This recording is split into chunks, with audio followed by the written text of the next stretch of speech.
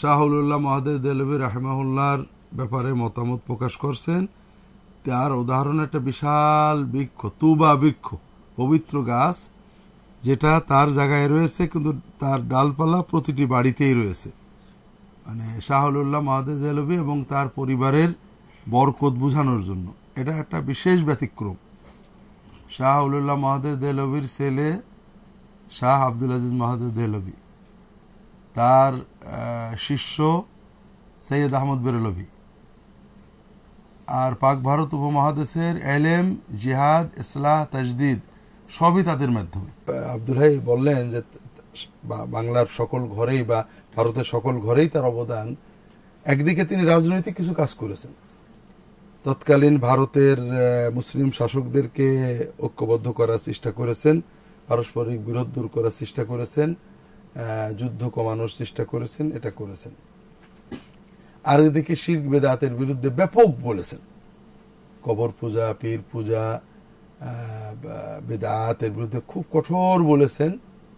এগুলো হলো যেটা মোর্শেদ আল হোসেনের মতোই অনেকটা, কিন্তু উনি অতিরিক্ত আরো কিছু কাজ করেছেন যেটা এলমি। একটা হলো কোরআন কারিমের তর্জমা করেছেন।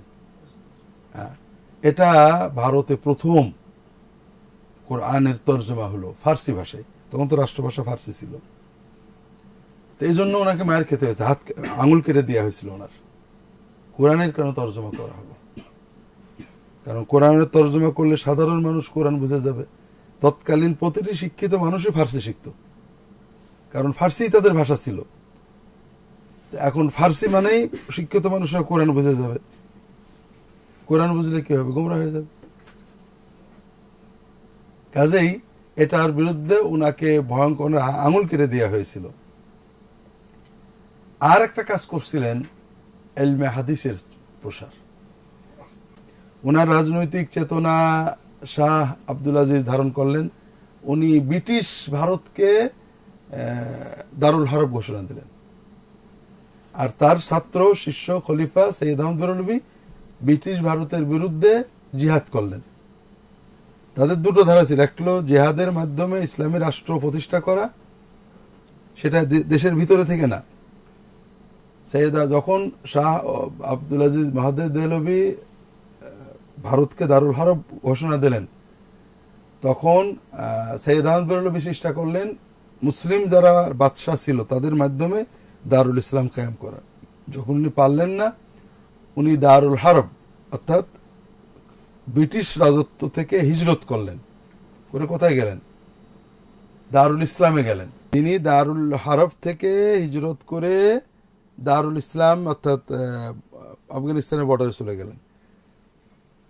এরপরে সেখানে দারুল ইসলাম ঘোষণা দিলেন। তিনি নিজে আমিরুল মুমিনিন হয়ে এটা হলো দারুল ইসলাম। এখন দারুল ইসলামের সাথে দারুল হারবের যুদ্ধ হবে। উনি যুদ্ধ করেছেন, 4-5 বছর যুদ্ধ করেছেন, কিছু যুদ্ধে জিতেছেন, তারপরে শহীদ হয়ে গেছেন। তাহলে শাহ আউলিউল্লাহ মহাদেব দেহলভীর তাজদিদের ধারা ছিল অনেকগুলো। একটা হলো তিনি শিরক বেদাতের বিরুদ্ধে কাজ করেছেন, তারপরেও এই ধারাটা তার আওলাদ এবং তার অনুসারীদের ভিতরে কন্টিনিউ করেছে। আর একটা হলো তিনি এলেমের কাজ করেছেন। কোরআনের তিনি ফার্সি তর্জমা করেছেন, তার ছেলে ওটাকে আবার উর্দু তর্জমা করেছেন। আব্দুল আজিজ মহাদেব কি করেছেন? উর্দু তর্জমা করেছেন। ততদিনে উর্দু সাধারণ জনগণের ভাষা, এটা আরো অন্যায় করেছেন। ঠিক আছে না? এরপরে তিনি আরো বই লিখেছেন, এলমে হাদিসের চর্চা করেছেন। এলেমের চর্চা এবং তাজদিদ, ইসলাহ মানে বেদাত শিরক মুক্ত করার চর্চা, দুটো ধারাই তাদের মাধ্যমে চলেছে।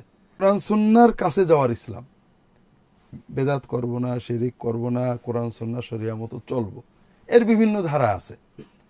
কওমি ধারা, দেওবন্দে ওলামায়ে দেওবন্দের ধারা, এরপরে আহলে হাদিসের ধারা, ফুরফুরার ধারা, জৌনপুরের ধারা, এগুলো বাংলাদেশে আছে। তো এই যত ধারাগুলো সবগুলোর গোড়াই হলো সৈয়দ আহমদ বেরলভী, আব্দুল আজিজ মহাদেব দেহলভী, শাহ আউলিউল্লাহ মহাদেব দেহলভী। যত শরিয়াযুক্ত সুফি, শরিয়াযুক্ত এলেম, সবাই তাদের থেকেই আসছেন। তো এই জন্য ভারতবর্ষের জন্য শাহ আউলিউল্লাহ মহাদেব দেহলভীর অবদানটা ছিল ব্যাপক।